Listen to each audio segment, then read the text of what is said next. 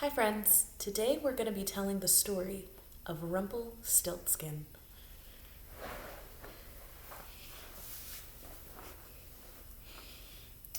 Once there was a miller who had a very pretty daughter.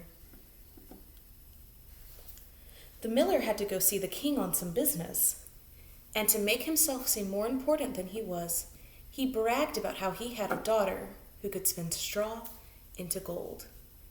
"Now this is something I would like to see," said the king, and he ordered the girl to the palace to be there the next day. When the miller's daughter arrived, the king took her to a room filled with straw. He ordered that she spin all of the straw into gold before the next dawn, or she would die. The king locked her in the room and left. The girl sat down with despair and fright, and she began to weep, for she could not spin straw into gold. And as she was weeping, a little man came through the door and appeared. "Why are you weeping, Mistress Miller?" And the girl explained her predicament to him. And he asked her, "What will you give me if I can spin all of this straw into gold for you?" And the girl told her that she would gladly give him her necklace. And so the little man sat down at the spinning wheel, and with a whir, whir, whir, he spun the first bundle of straw into gold. And with a few more whirs, he was able to spin all of the straw into gold. The girl was so grateful to him, and she gave him her necklace, and the little man left. The next day, the king came to the room, and he was delighted to see all of the gold that was spun. But his heart was filled with greed, and so the king took her to another room.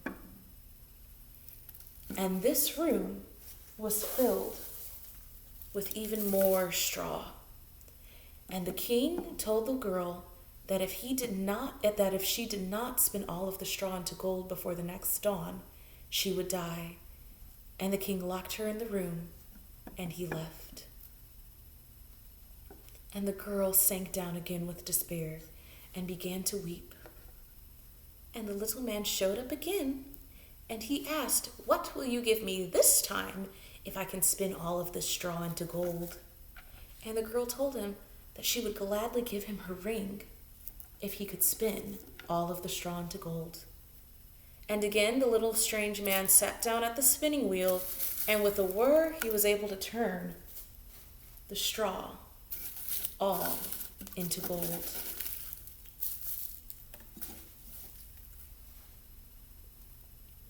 The girl was so grateful, and she was delighted to see it, and so she gave the little strange man her ring, and he left.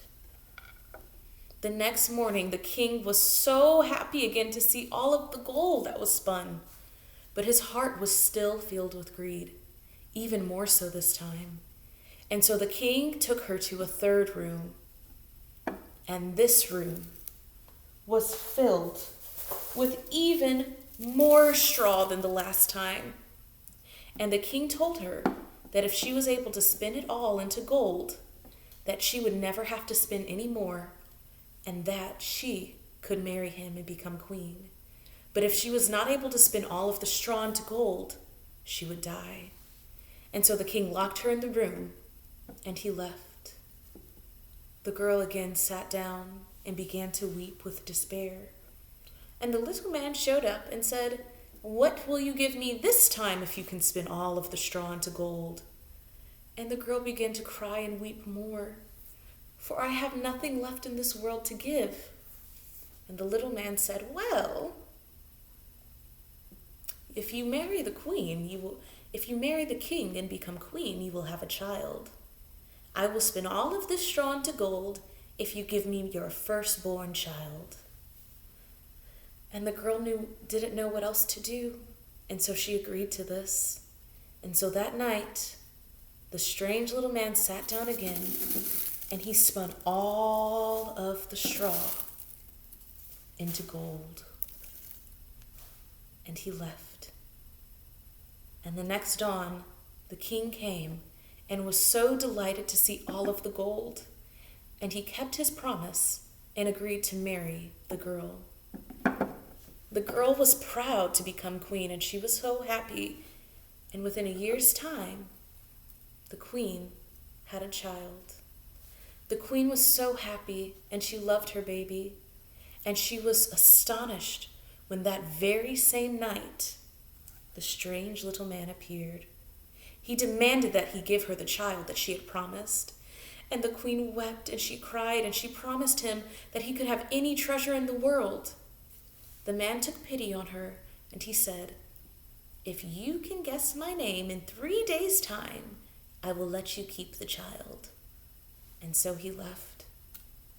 And that night, the queen called her messenger, and she asked him to go throughout the entire village to see if he could find all the names there were.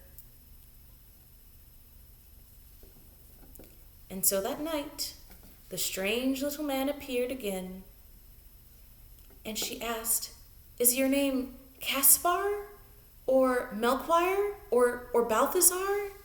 "That is not my name." And he left. And the next day, the queen went throughout the entire neighborhood, trying to find all the names she could find. And she wandered all around, asking her neighbors for their names, and trying to figure out all the names. And so that next night, when the little man appeared, she asked him if he was some of the most uncommon names she had heard before. "Is your name Short Ribs, or Sheepshanks, or Lace Legs?" But he always answered, "That is not my name." And again, he left. The next day, the messenger returned to the queen, and he had a story for her.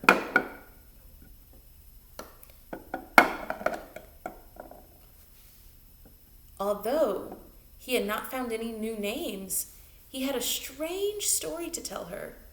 He said, "As I went up the mountain to where the fox and the hare bid each other good morning, I came upon a little house with a fire burning. And around the fire that was burning, there was a strange little man dancing around the fire and jumping. 'Today I bake, tomorrow I brew, the next I shall have the queen's child.' Ha ha ha ha ha." And he continued to say, "Ha, I am glad that I no one knew that Rumplestiltskin I am styled." And when the messenger told this to the queen, she was delighted, and she was ready for the man when he came the next night. And when he came the next night, she asked, "Is your name Conrad?" "That is not my name." "Is your name Harry?" "That is not my name." And then she asked, "Is your name Rumplestiltskin?" And the little man grew furious, and he started to scream, "The devil told you that! The devil told you that!" And he got so mad that he stomped his right foot right into the ground. And he stomped so hard that he became stuck. And when he tried to pull his leg out of the ground, he split in two. And Rumpelstiltskin was no more. But the queen was happy, for her baby was safe, and she loved him. The end. Thanks for listening, guys. If this week you want to make your own peg doll so you can tell the story, you can make the queen, or the miller's daughter, the king, I gave him a crown, the messenger, the baby, and of course the strange little man, Rumpelstiltskin. Thanks for listening.